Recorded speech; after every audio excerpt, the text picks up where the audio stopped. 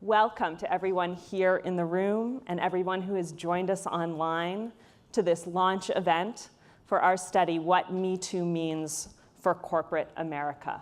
We are thrilled to be bringing this study to you today because we believe our methodology and our take on the issue really fills a void that we've seen in this vibrant, important conversation around #MeToo.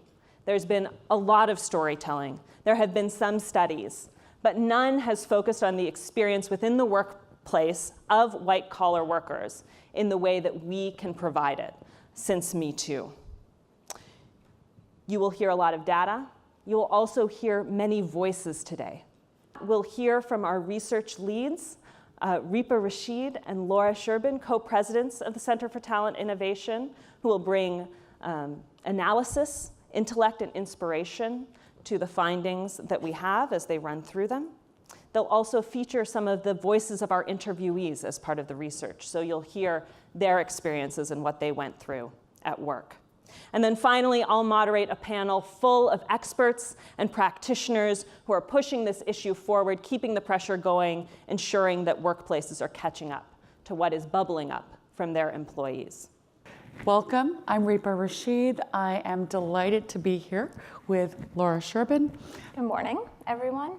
Yeah, good morning. Hello to our live stream audience. Delighted to launch CTI's latest research, What Me Too Means for Corporate America.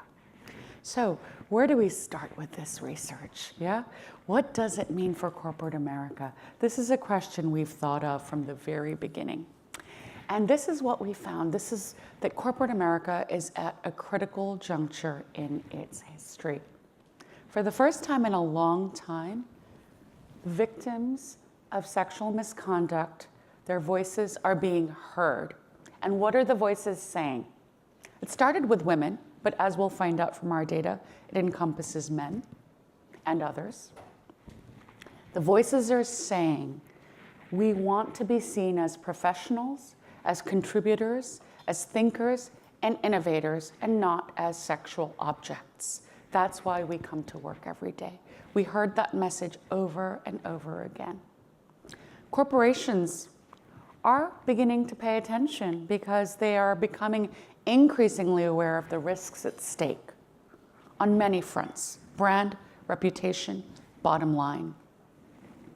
Boardrooms are paying attention. 43% of American boards have dealt with this issue this year, up from 20-something% a year ago. And as all of this is happening, we're upending some conventional norms. Things like brilliant jerks. Now we kind of realize they're not just brilliant, they're just jerks.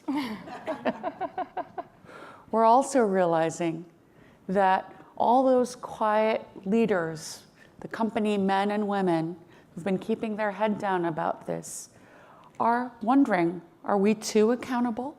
Are we complicit? What's our responsibility here? There are no easy answers. What we do know, though, is that the balance has shifted. The voices of victims are finally being heard, and people are coming forth with their stories with much less fear of reprisal. Or that's at least the hope.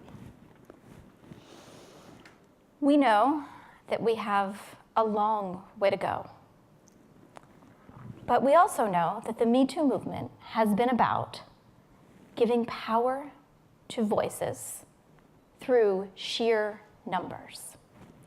This is something that we've long known at CTI and has been the backbone of our research. Reep and I and the team have very often been making that lonely appeal to the CEO or the C-suite, as many of you have, to promote people unlike themselves. And the critical thing that we've learned is that you don't just have to move their hearts, you have to move their heads. And to do that, you need the data.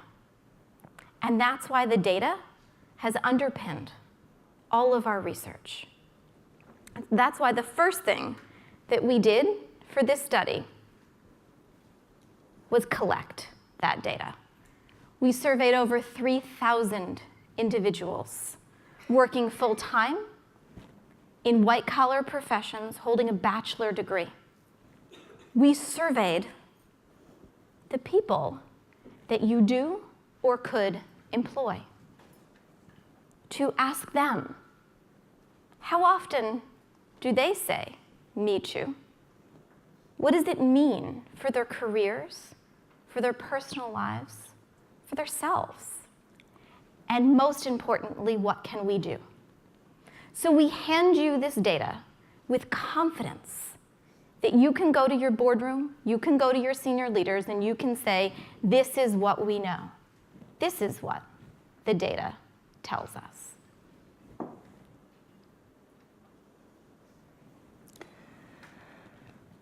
Nine months ago, when we were all together, many of us together in this room, the Me Too story was just breaking in a big headline way with the Weinstein story. Since then, we've had countless other headlines week after week, almost daily. I don't think anyone had realized at that point how big this was, how this was the elephant in the room. All these years of working towards equity in the workplace. And in subtle ways, there was explicit stuff that we needed to tackle. So that's what we began to hear, and we heard horrendous stories. Accounts of assault, accounts of misconduct, accounts of harassment that were reminiscent of a Mad Men era that we thought was long dead, but seemed to be alive and well in many pockets. But why should corporate America care? Yeah? Why does it matter to us? Why isn't it okay for us to continue with a culture of silence, of whispers down the lane, of hiding behind liability shields? Why isn't that enough? Well, one word, money. One word is money. Look at the numbers on this.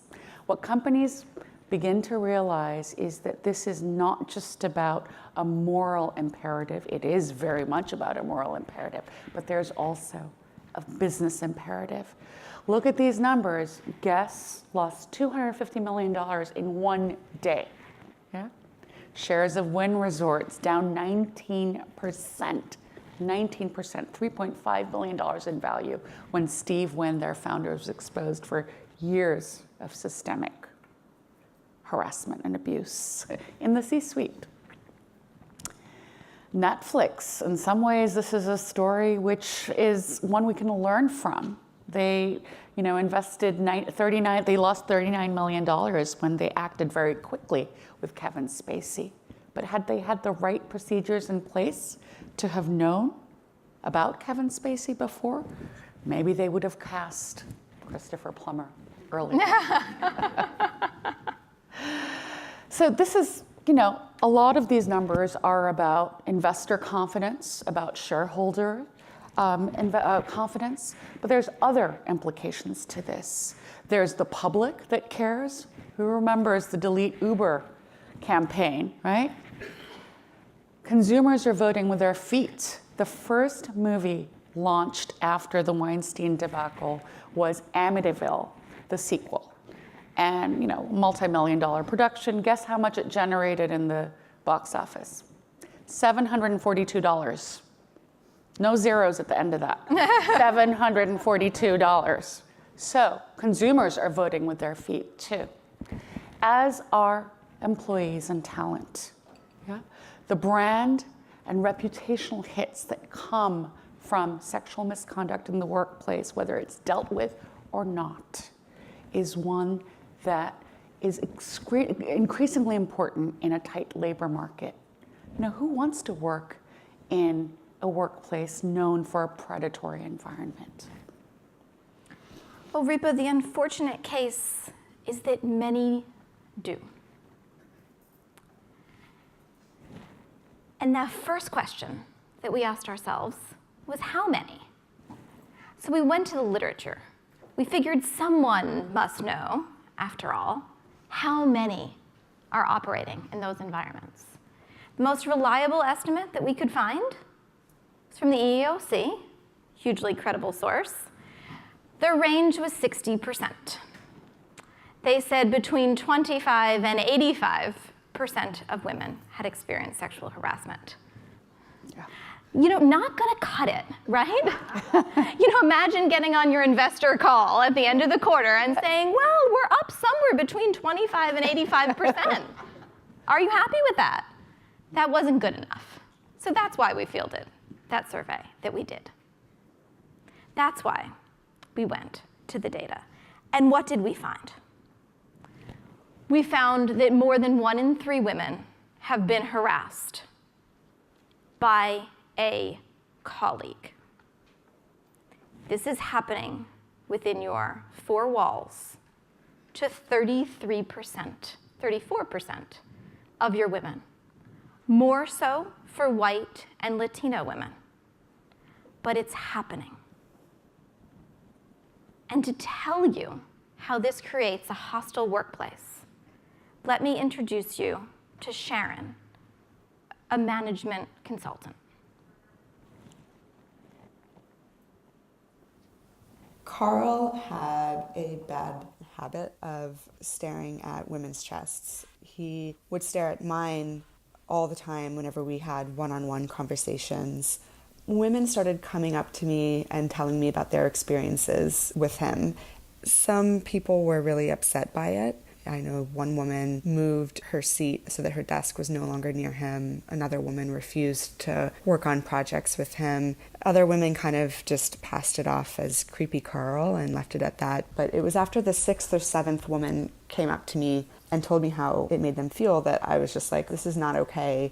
Someone needs to speak up about it. And so I guess that's me.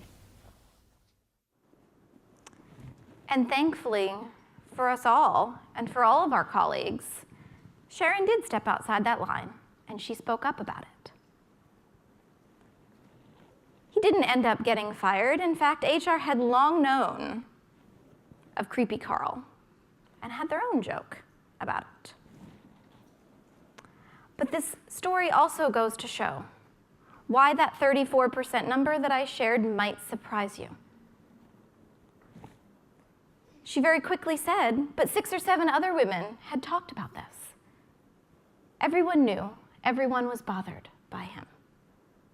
This is how it becomes so pervasive. Unfortunately, though, it's just the tip of the iceberg. Because more than 1 in 15 women have experienced sexual assault. Sexual assault is contact. It's contact without consent.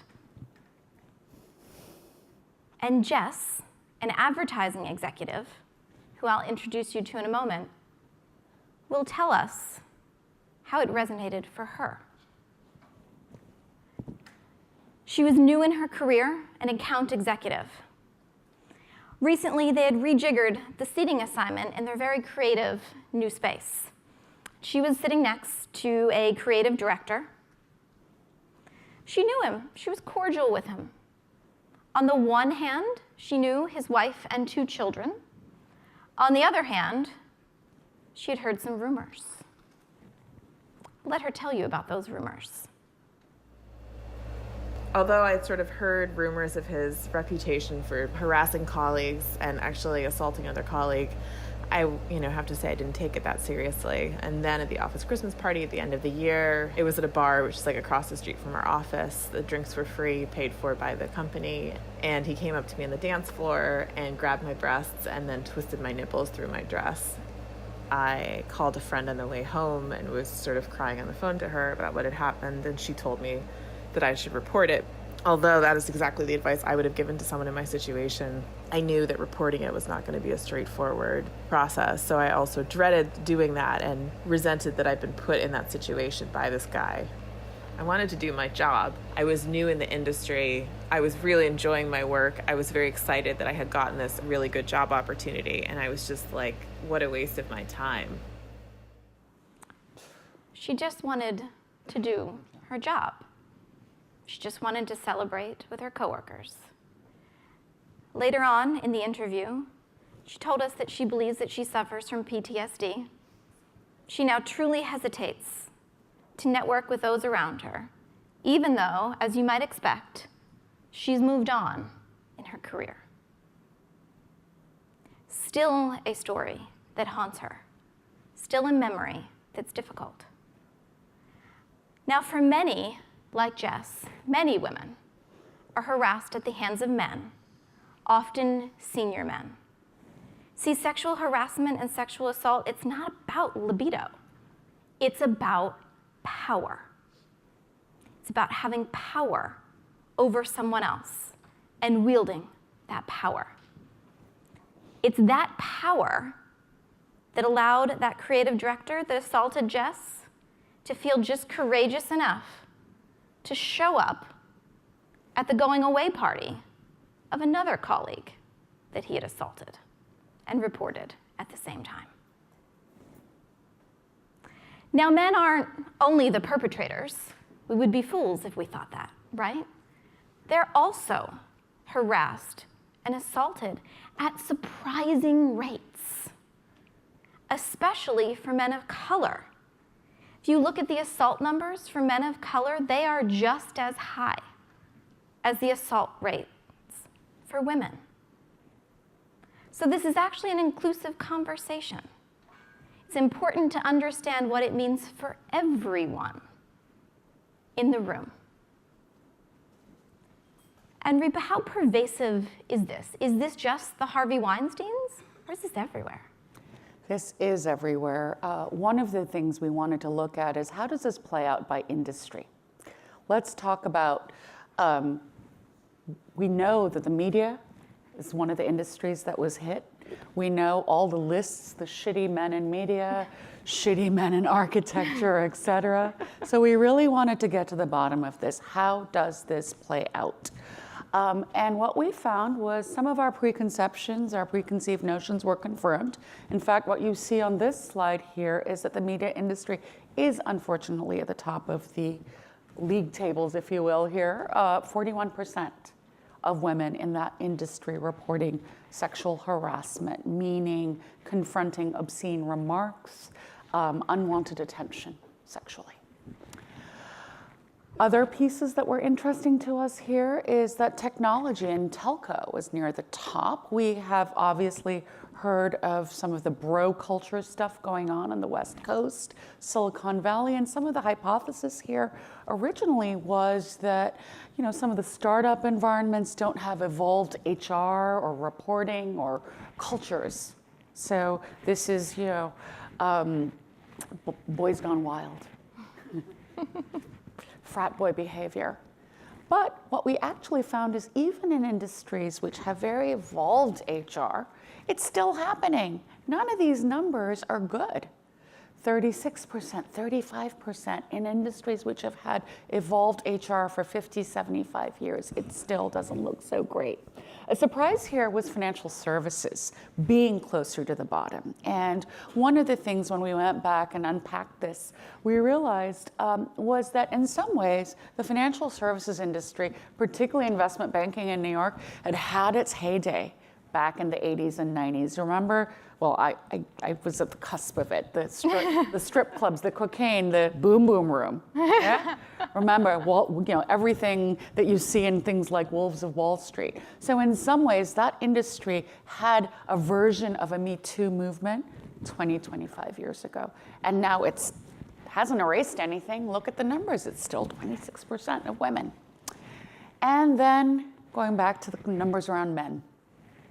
So men are experiencing it too. Similar kind of rank ordering with media at the top. Again, an industry where, you know, there's the rewards of power are fame and, you know, money. So that's what's up there. So all of this kind of makes us wonder, we need to do more research. We need to understand what's behind this. We're researchers, we're about root causes. So what drives it? Is it who's in power? Is it what's at stake for power? Is it, you know, what systems of remediation exist? We're beginning to just unpack some of that, and we'll share some of the solutions we're uncovering. But before that, let me just kind of take you through a little bit more. Another dimension of what we wanted to investigate in this research is not just what happens to victims. We know that there's a long tail of impact, as we've heard from all the stories you've heard so far.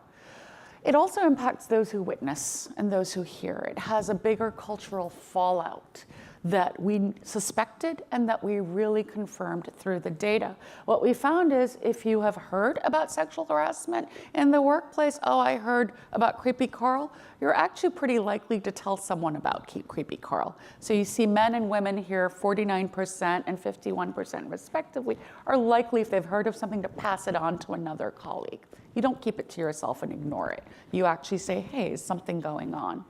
If you've witnessed it, what happens? Well, this is where it becomes interesting. We find 42% of women actually, just like one of our speakers did, tell a friend. Remember the story from Jess? She got into the cab and she called her friend. That's what people do. Women are doing that. Men, on the other hand, aren't as likely to talk about it because I think what we did realize is women rightly feel more vulnerable. Interesting, though, it reverses when we look at who reports this to HR. 30% of men will report to HR, versus the 23% of women. Again, a little bit of a difference in terms of trust in the organization and if people are going to be believed, stigmatized, or listened to. So where does that leave us, right? Where does this leave us? It's what do we do about it? What we've found is that a lot of organizations are at a level of paralysis. There was a research report earlier this week in Harvard Business Review, which polled employees about how their companies have reacted since Me Too unfolded. And it found that fewer than 1 in 5 employees in corporate America report that their companies have done anything by way of policies, by way of systems changes, or training. But in our research, we actually wanted to find some shining examples of proper activity. I will add as a side note, there's a bit of complexity here because 1 in 4 people in our report admit to having a consensual relationship in the workplace. I mean, we all spend tons of time at work. People meet their spouses at work. So we're not in any way advocating some kind of puritanism, a prohibition. It's a fine line. There's no easy answers here. So let's see, and you're going to hear a lot more from our star panel in a minute. But let me just give you a frame for the 4 categories. Julie's, of course, giving us I know, a very friendly minute. But I do want to set up the conversation with a broad frame of what we're discovering companies are beginning to do fruitfully. First and foremost, take a stand at the leadership levels. One of my favorite examples from our research was from IPG. Michael Roth, the CEO, long kind of amazing supporter of this work. He sent a memo last fall to all 50,000 employees at IPG globally, which said that we need to up the bar of inclusion. We have a policy of 0 tolerance around sexual harassment. And he's continued that messaging at specific interventions. And if you talk to Haida today, she can tell you more about that. So take a stand. Yes. Yes, no reprisals for victims who come forward. Train differently. Sexual harassment training is good, but there's other things we can do. Advanced male allyship. Yeah. Talk about the bystander effect. Asha's going to be telling us about that. What can the bystanders, those people we talked about who have the ripple effect of misconduct, impact them? And then we have to do this as the researchers and data people that we are, track the data, know what's going on, create safe environments for people to share their data and stories on this. And Kent's going to talk to us a little bit about how this can be done in a way that diminishes legal liability for organizations, or at least contains it. And finally, update reporting and response. We found some really creative things like information escrows, where someone can report something and it's held in escrow until multiple reports of that person's behavior are filed, and then it is escalated. So all kinds of creative solutions. Hopefully this gives you a bit of a frame. Join us in our mission here of creating a workplace where everyone feels that they can be full contributors and can flourish to their full potential.